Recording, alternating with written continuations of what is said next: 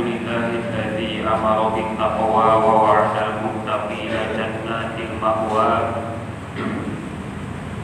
نحمده حق حمده ونشكره على نعمه وفضله ونستغفره ونتوب إليه أشهد أن لا إله إلا الله وحده لا شريك له وأشهد أن محمدا عبده ورسوله الذي لا نبي بعده اللهم صل وسلم وبارك على سيدنا محمد وعلى آل سيدنا محمد فقال الله تعالى في القرآن الكريم أعوذ بالله من الشيطان الرجيم بسم الله الرحمن الرحيم يا أيها الذين آمنوا اتقوا الله حق تقاته ولا تموتن إلا وأنتم مسلمون وقال تعالى في آية الأخرى يا أيها الذين آمنوا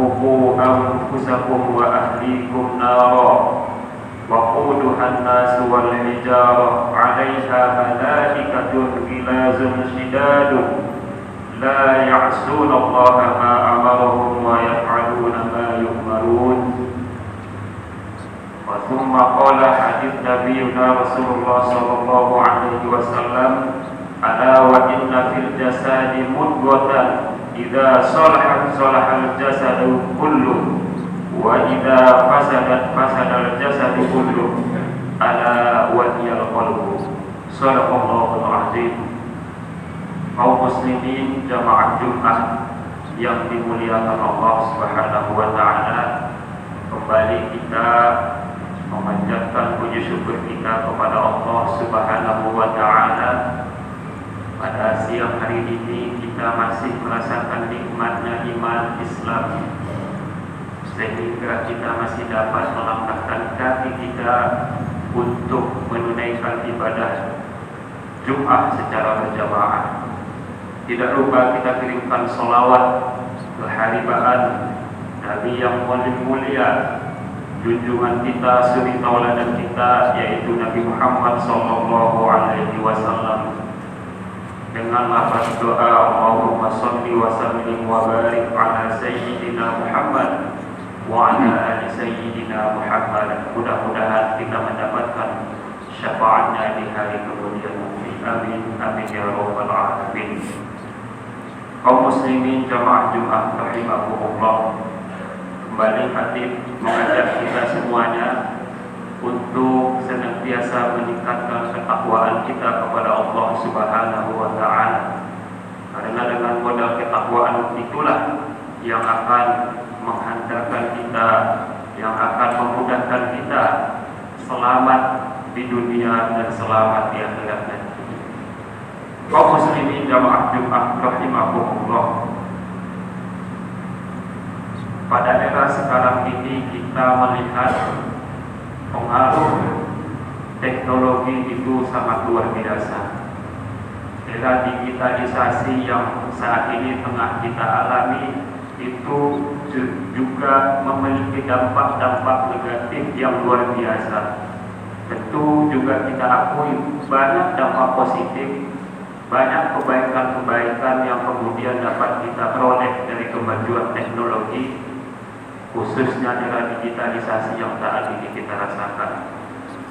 Karena memang pada dasarnya agama kita ini agama yang maju, agama yang senantiasa ingin melakukan perubahan-perubahan demi kebaikan kehidupan penganutnya, khususnya kita umat Islam. Tetapi pengaruh negatif yang kemudian kita saksikan, yang kemudian kita rasakan saat ini sudah sampai kepada titik nadir yang begitu dalam. Perilaku asosial, amoral yang cukup luar biasa kita saksikan, umpamanya di televisi, di kehidupan masyarakat kita. Ada perilaku yang sulit kita jangkau dengan akal kita.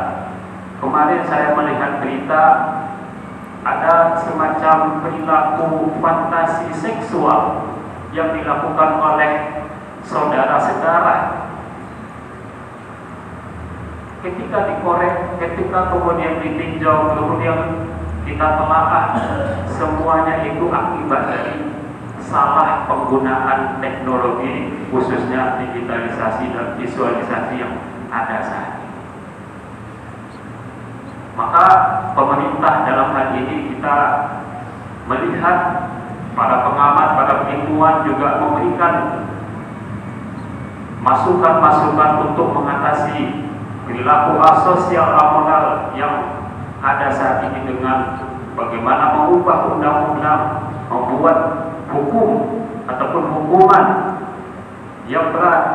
Tetapi dari dulu sampai sekarang, seberat apapun aturan yang dibuat, justru perilaku asosial amoral itu masih dilakukan dan jenisnya sangat luar biasa sekali.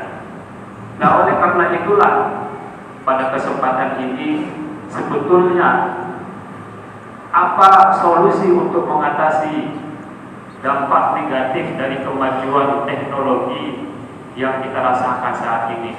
Tidak lain dan tiada bukan mestinya kita memperkuat iman dan takwa kita kepada Allah Subhanahu wa Ta'ala.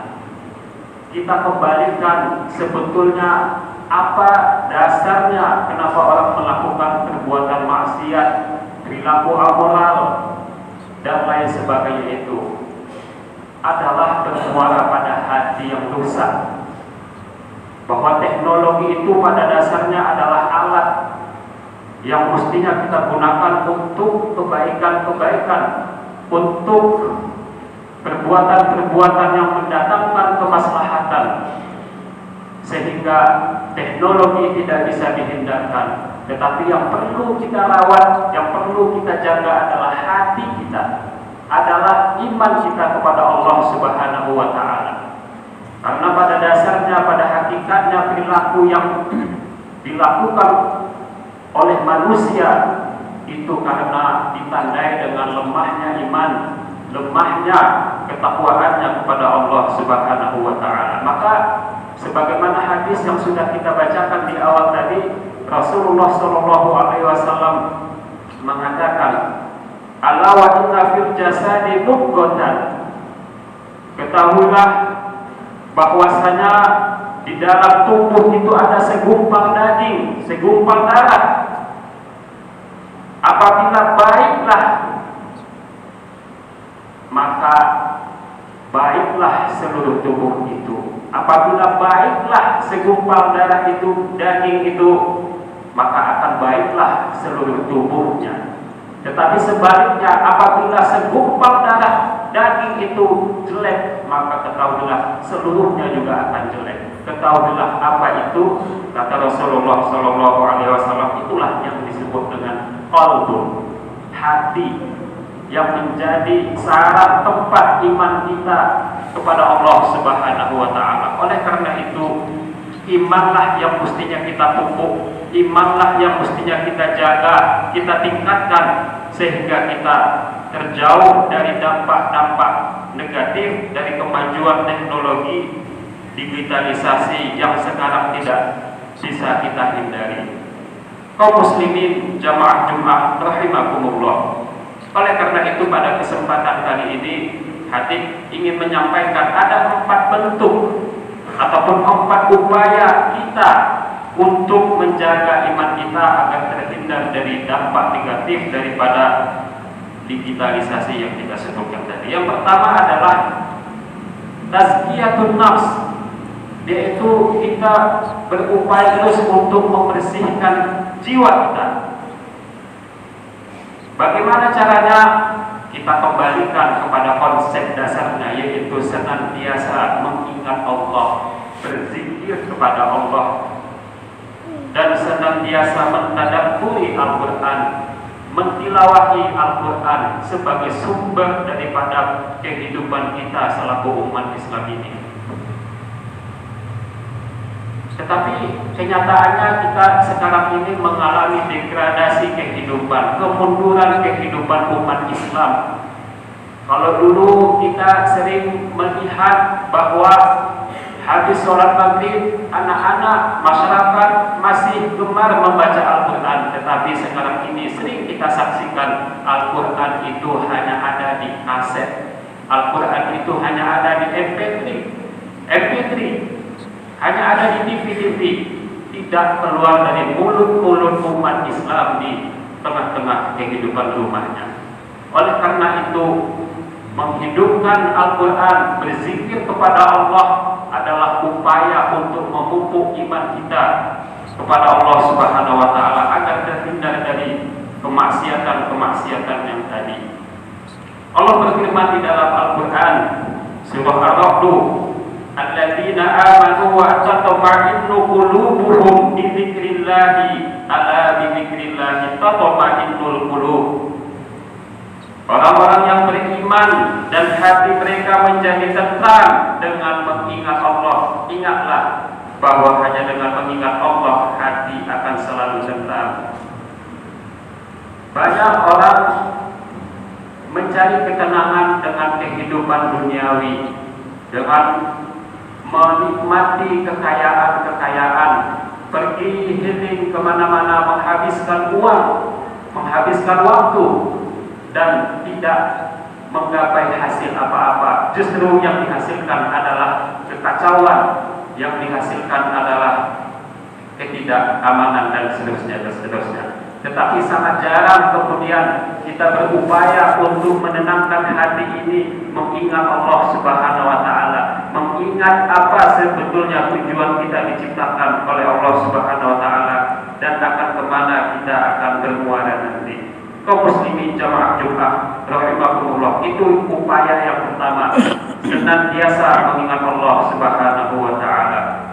Yang kedua adalah menjaga kendali, mengontrol bagaimana kemudian kita bisa menggunakan teknologi itu dengan baik.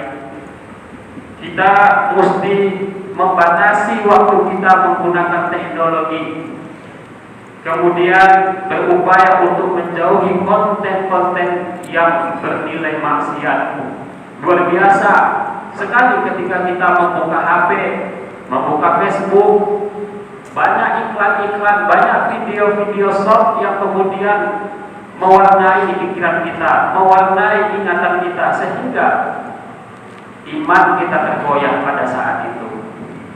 Hasil penelitian para ilmuwan menyebutkan bahwa dampak dari seringnya kita menonton video short video itu akan mengakibatkan kemampuan nalar kita akan lemah, dan itu dimulai dan itu banyak dialami oleh anak-anak pada zaman sekarang ini.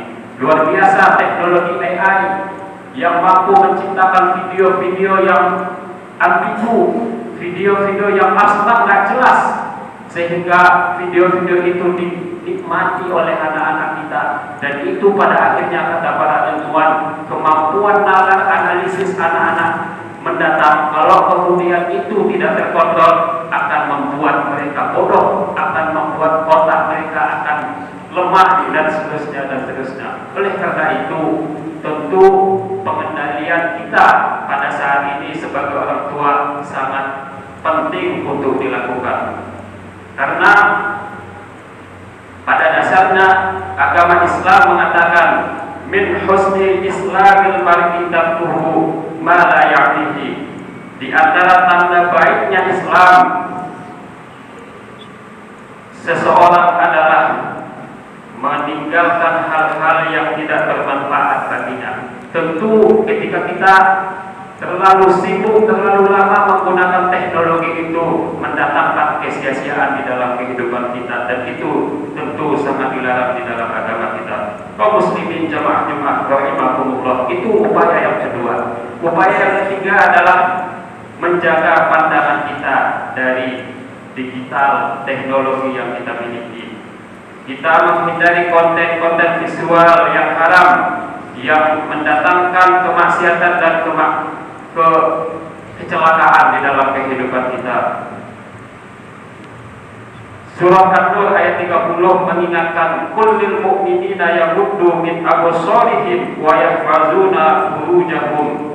Katakanlah kepada mereka yang beriman hendaklah mereka menjaga pandangannya dan memelihara kemaluannya. Tentu menjaga pandangan dikira visualisasi dan digitalisasi saat ini adalah sesuatu yang mahal, sesuatu yang berat. Kalau dulu kita zaman tidak memiliki teknologi untuk melihat suatu kemaksiatan mungkin agak sulit, mungkin mencuri-curi, mungkin masih berupaya usaha dengan upaya dan usaha untuk melihat kemaksiatan. Tetapi era digitalisasi, visualisasi yang kita rasakan saat ini, melihat kemaksiatan itu hitungan detik dapat kita lakukan. Begitu kita login dengan HP kita, di situ nampaklah kemaksiatan. Oleh karena itu, memandang, memelihara pandangan kata Allah Subhanahu wa taala bagi orang yang beriman adalah sesuatu yang sangat berharga, sesuatu yang dapat mempertahankan keimanannya kepada Allah Subhanahu wa taala. Kaum muslimin jamaah Jumat rahimakumullah. Upaya yang keempat ataupun yang terakhir, bagaimana kemudian kita menjaga iman kita di era teknologi visualisasi saat ini adalah tentu mestinya kita memanfaatkan fasilitas yang Allah Subhanahu wa taala berikan. Pada dalam hal ini Khatib mengatakan kita mesti memanfaatkan masjid sebagai arena, sebagai tempat di mana kita mestinya membangun kehidupan yang penuh dengan nilai-nilai Islami. Kita kalau membaca sejarah dahulu pada saat Rasulullah SAW hidup dengan sahabatnya, fungsi masjid itu kita ketahui banyak sekali. Dalam catatan Khatib di sini setidaknya ada 7 fungsi masjid yang digunakan oleh umat Islam pada zaman dahulu. Yang pertama tentu adalah tempat ibadah. Yang kedua adalah pusat pendidikan dan pengajaran Islam. Yang ketiga tempat musyawarah dan pengambilan keputusan penting dalam kehidupan masyarakat. Yang keempat sebagai tempat pertahanan dan sebagai tempat latihan perang pada saat itu. Yang kelima adalah tempat menerima tamu dan utusan-utusan yang datang. Yang keenam adalah pusat kesejahteraan sosial, ekonomi sosial, dan yang ketujuh adalah tempat persaudaraan dan penyatuan umat Islam. Pada saat itu tentu masjid yang dimiliki oleh zaman Rasulullah SAW adalah masjid yang bisa dikatakan sederhana, tetapi mereka fungsikan itu untuk menghidupkan suasana yang penuh dengan nilai-nilai keagamaan. Tetapi kebalikannya kita saksikan saat ini, kita sibuk membangun masjid dengan megahnya, tetapi fungsi masjid terkadang hanya digunakan hanya untuk satu saja, yaitu tempat sholat, dan itu pun jumlah jemaahnya sangat sedikit, sangat kurang, dan bahkan ada orang yang beranggapan masjid itu tempat arena, tempat bagaimana kemudian kita menunjukkan pengaruh dan seterusnya, dan itu mestinya kita sayangkan. Padahal masjid ini adalah pusat peradaban Islam, dan disinilah kita membuat sesuatu yang mendatangkan kemanfaatan di dalam kehidupan sosial kita. Sehingga ketika umpamanya masjid kita jadikan sebagai tempat pendidikan, sebagai tempat pelatihan kesejahteraan sosial, tentu dampak negatif dari teknologi digitalisasi yang dialami oleh umat Islam sekarang ini dapat dikendalikan dengan baik. Kaum muslimin jamaah Jumat rahimakumullah, barangkali itu yang perlu kita perhatikan, bagaimana kemudian iman kita dapat kita tumbuhkan dengan memanfaatkan fasilitas-fasilitas yang Allah sudah sediakan di dalam kehidupan kita ini, tidak kemudian kita lari daripadanya. Dan membangun masjid itu kata Rasulullah SAW adalah sesuatu yang sangat mulia. Rasulullah mengatakan, "Man banallahu masjidan banallahu lahu mithlahu fil jannah." Siapa yang membangun masjid karena Allah Subhanahu wa taala, maka Allah